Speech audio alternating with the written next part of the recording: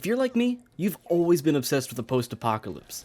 The thought of the entire population on its last leg, doing whatever it can to hold on to that last little bit of humanity it has, just seems so novel and intriguing that you can't help but wonder what it would be like to live in such a world.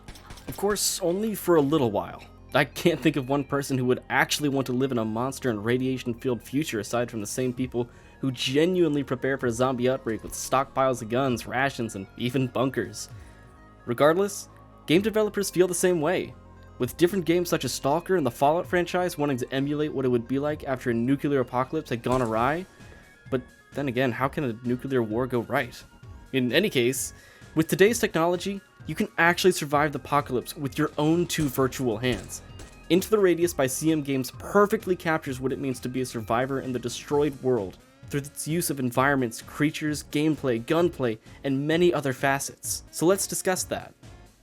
In June of 2020, CM Games, a company that somewhat specializes in racing games, decided to shake up their formula and give a shot at making a post-apocalyptic VR game titled Into the Radius. Drawing a decent amount of inspiration from the S.t.a.l.k.e.r series, a popular post-apocalyptic franchise, the world of the Pechorsk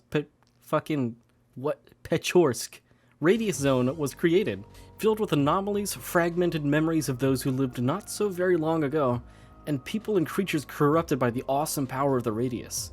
But this video isn't exactly about the lore of the game, or the history of CM Games. This video is about the uniqueness, immersiveness, and the almost roguelike gameplay cycle the Radius has to offer. So, let's look into the different aspects of this game, starting with the environment you'll be inhabiting for the foreseeable future. This is your new home. It's a bit ramshackle, but it's yours, you cute little survivor you. Here, you'll find a marketplace, a lounge, and your very own living quarters where you can select jobs to accomplish. There's even a shooting range where you can test out every gun in the game, but after you've tested your metal in the range, it's time to pick out a quest from your living quarters. Most of the time, it's going to be a fetch quest, but you're going out into the wild anyway, so you might as well grab some nifty gear that people need, like a watch. Once selected, let's get ready to get out and move. But before we do that, let's discuss some gameplay aspects you need to take note of before moseying out into the anomaly-infested wastes of legally not Russia. So, before we leave our humble abode, we need to actually take into account our inventory. Pull out your bag and start loading it with some of the essentials. Food, so we don't starve to death out there. Pack of firearm or two in case the first one jams or breaks, a melee weapon of some sort, your anomaly radar, and a bag of chalk. A lot to remember, I know, but we have to be absolutely prepared for any situation these radiation-filled zones have to throw at us. Being underprepared is the last thing you want in this game, because if you're far out in the wastes, low on ammo, out of food, and on your last leg, you have quite a ways to travel. There's absolutely no fast travel in this game, so you're walking real time through these areas, which means you need to play your cards right and choose the safest route in and out. Another thing you need to take into account is actually the quality of the weapons you bring, because keeping your weapons clean and in good condition is vital to your survivability. Having your weapons dirty and damaged can lead to them jamming, which when you're in a pinch can spell your doom, especially if you're on the hardest difficulty. You can't clean them on the go, so it's best to clean them before you leave your base. Buying some WD-40, a toothbrush, and some paper towels is all you need to keep your weapon in tip-top shape. Who needs gun oil and proper cleaning gear when you've got good old-fashioned WD-40 and Bounty? Your guns have several tiers of health, all the way from pristine to absolute dog shit. But using a repair station or keeping them clean with some TLC will be your best bet for keeping them functioning. Same with melee weapons. Although they can't be cleaned or sharpened, it's best to make sure it's in good condition before heading out into the Radius, because as we explained earlier, a broken tool is nothing you want, and is especially something you don't need while scavenging. Speaking of weapons and armaments, let's discuss ammunition. Each caliber from 9mm to 50 AE has their own subtypes, such as armor penetrating, overpressured, and subsonic, which all have their own benefits. AP shots go through the armor that some of the entities wear, P+ rounds deal more damage, and subsonic rounds are a hell of a lot quieter, which can definitely come in handy, especially if you're trying to avoid as many conflicts as possible. But if you're going out guns and blazing, it's best to pack as much affordable ammo as you can spare.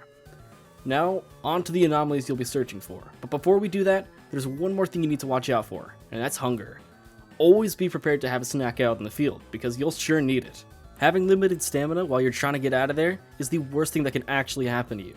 Alright, now that the general gameplay mechanics have been explained and covered, let's get on to the anomalies that you'll see out there. Now let me start off by saying that I won't explain every anomaly, because I want you to experience the horrors like I had to. Starting with the most common one you'll see is the distortion anomaly, a decent sized area marked by geometric shapes and warbling sounds. You can safely throw your chalk markers through them in order to see exactly how big they are and where you can keep your distance. Although, if you're unlucky or just plain stupid, running through them is not a good idea. It deals quite a bit of damage and will kill you if you're not careful. Again, these aren't the most dangerous ones, but if you're blindly running and you hit one of them, it's going to be some annoying damage that you'll have to patch up. Secondly, there's the reflector anomaly, a transparent entity identified by its constant pulsing. These ones are a bit more dangerous than their warbling cousins, as they actually fire back when interfered with. Throwing your chalk markers will send a barrage of light rays that will deal massive damage if they hit you in the right spot, so it's a good idea to watch where you're going. Walking into them is less damaging initially, but it does bounce you around, which can then bounce you into another, then another, and well, you see where this is going. Just be cautious. Finally, the last anomaly I'm going to cover is actually my least favorite, just because it sketches me the hell out. The one I'm talking about is the black grass anomaly. It's kinda self-explanatory, but instead of just being on the ground, it grows on the walls and on the ceilings too. It goes away with light, but when you're dealing with low health, it can snag you while you walk by and absolutely ruin your run. There's plenty more anomalies in this game, but as I said previously, this game is absolutely worth checking out, and you should see the other anomalies for yourself. Now, these anomalies would be cool environmental hazards on their own, but they're even cooler since most of the time, clusters of these anomalies mean that there's great loot to be gained. You can find this by taking out your artifact radar, which clicks and beeps when you get close to an artifact. I can already hear you saying, what the hell is an artifact? Well, you eager explorer, to put it in simple terms, it's the big loot. The big loot. Finding artifacts is one of the crucial parts of the gameplay cycle. They offer personal benefits if used, or can be sold for quite the amount of currency, which can really boost your capital. I won't be spending too long discussing the artifacts since there's 20 of them and I personally haven't found them all. But just know that selling them is often your best bet, except when you're in a serious pinch and need a crutch to lean on. But as I was saying, money. You can use this currency to spend on personal upgrades such as a new helmet, Kevlar, weapons, weapon parts, modifications, pretty much everything you need to survive the wastes better. There's a decent amount of danger out there, so let's get cracking on what you'll be facing. Starting off with your generic shambler of enemies, the Fragment and the Phantom are slow as hell but deal a moderate amount of damage if they can get a hit off. It's unknown if they're people affected by the radius itself, but that's a horrifying thought to have. Could you imagine having your body being absorbed by a black sphere in the sky and getting turned into wool and rubber? No, really. According to the wiki for this game, we have observed over time that the bodies of fragments have a texture reminiscent similar to rubber and of wool. And though they are not as warm as living human beings, their temperature is higher than that of inanimate objects. In my opinion, it's safe to assume that these are actually people you're putting out of their misery, as sad as it is to say. The next most common enemy is reminiscent of the Mimic from the game Prey. It's a black, ichor-like substance that moves around with tendril-like legs. The spawn jumps up in the air and spikes down at you, dealing a small amount of damage. They're definitely one of the more annoying enemies, especially if your aim is absolute garbage. It's also unknown how these mobs had formed or what their original counterpart is, but they're referred to as spiders in the game, so perhaps that's their actual source. I didn't know Australians would be getting represented in this game, but here we are. The final most common enemy you'll be facing is a bit of a more dangerous one, that being the Mimic. The Mimics are pretty self-explanatory in the fact that they mimic humans with firearms. What's that? Firearms? Yeah, it's not all just melee enemies versus a well-armed player. Mimics can really hold their own, especially if they're armed with fully automatic weapons. They come in the form of cops and soldiers, which just gives me one more reason to hate them. Unlike the other creatures you'll fight, accuracy really does matter here, as placing bullets in their heads will deal 4 times more damage, so aim well, my friends. There's 2 more enemies left, but discovering them will be a surprise for you, so get out there. Since I've described pretty much everything you'll be seeing out there, you may be wondering what it feels like to start out in this post-apocalyptic world. Starting out, you'll be feeling underprepared, weary of enemies, and horrified by the sounds that play throughout the wastes.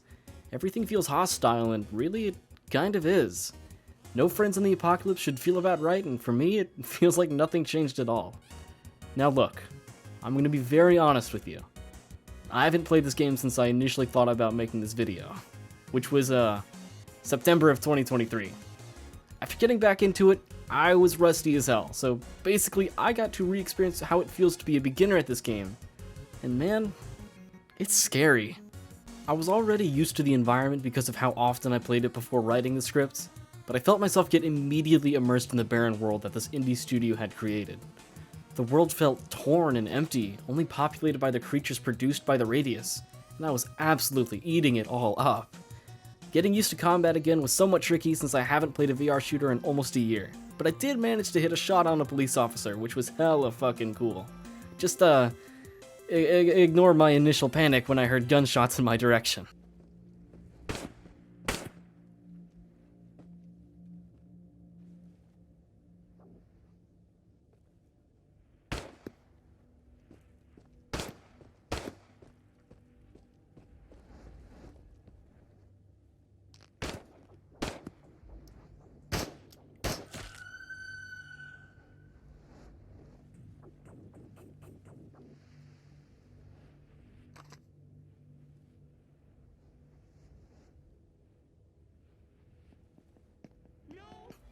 Honestly, as soon as I completed the basic mission of finding a guy's watch, I wanted to test my mettle and see how far I could go. To put it lightly, I got overwhelmed. Quickly, and I had to hide in a floating train to catch my bearings. Listen, alright, listen. I'm gonna blame my equipment on this one. I was hardly prepared. I had the starter pistol, not enough ammo, and a knife. So let this be a lesson not to push yourself and explore carefully. Don't take dumb risks or you'll lose half your health and half your ammo. After I shamefully retreated home with significantly much more loot, I turned in the watch, sorted my base, and cleaned my newfound gun with liquid gold and a toothbrush. I ended up heading off after this one run because I rushed to write this entire section down in my script.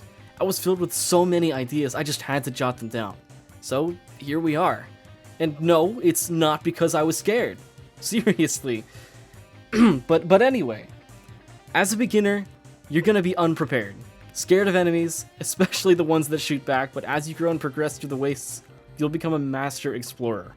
You'll have what it takes to head into the Radius. Thank you for watching. P.S. I know this game is kind of old in terms of VR games, but they're making a second one, so keep on the lookout. Hey everybody, sorry for taking so long to upload. Things got really busy in my personal life, such as college starting back up and work taking a good portion of my free time, but I'm back. Now, I hate to promise something and not follow up on it, but I'm going to attempt to upload one video a month. I've got a few ideas in the works, and I know it's going to be a slow pace of uploads, but until I get more free time, this is kind of what we're stuck with. As soon as I'm out of college in a year and a half, uploads will be a lot more frequent. I promise. Anyways, folks, it's time to head out. I hope you enjoyed watching this video, and I hope to see you in the next one. Peace!